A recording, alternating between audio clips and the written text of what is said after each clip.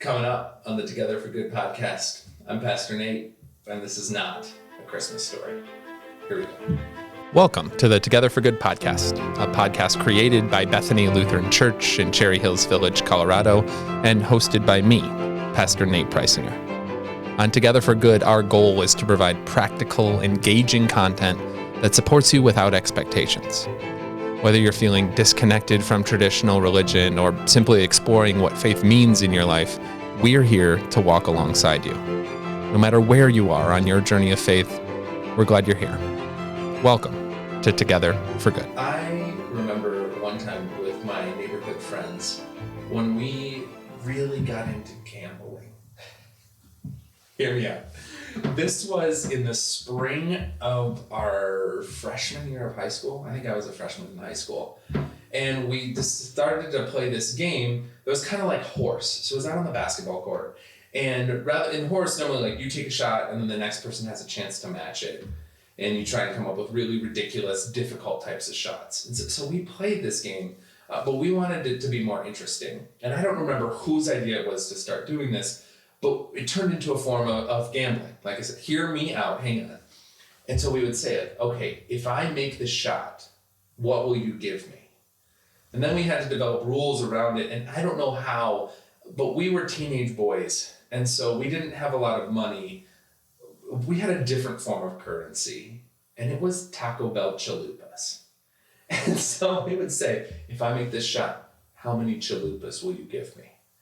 And then the group would have to agree, and so there'd be four of us. It'd be me, my friend Jeff, my friend Cole, my friend Jamel. And so Jeff would say, I'll give you one chalupa. Jamel would say, I'll give you one chalupa. Cole would say, I'll give you two chalupas, however it works.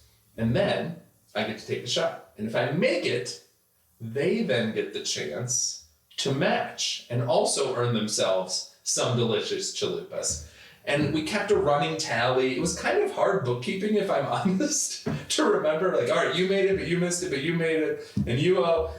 A lot of exchange, which is probably why we would play this game for hours, and at the end of it, no one would really know how many chalupas they were entitled to or who was buying said chalupas.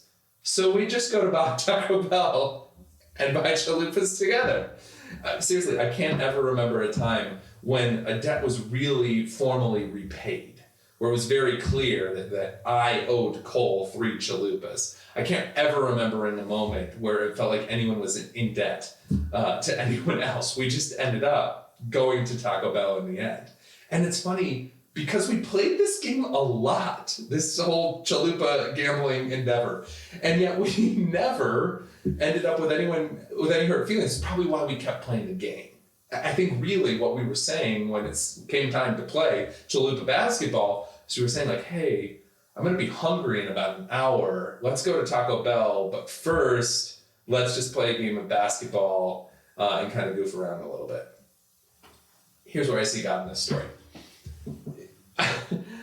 There's so many stories in the Bible about God being a God of abundance and God of enough and God providing when it feels like provision is impossible. And there's something about this story that's just a story of abundance. It's just teenage kids having a good time, to have those exciting moments like, oh my gosh, I hope I'm going to make this shot, or oh my gosh, I hope he misses this shot. There's no way I can afford 5 chalupas. Yeah, it was never about making someone feel bad or someone going into extreme debt. It was just the joy of the process of it all. And that seems to be so much about how God provides as well. That God sustains us through difficult moments, and that God provides manna in the wilderness one day at a time, not in overabundance, but just in enough for the Israelites to keep going. And then God even provides enough, if you read the story, for them to have 2 days full. And so on the day before the Sabbath, they go and collect twice as much food so that then they don't have to do any collecting and they can truly rest on the Sabbath.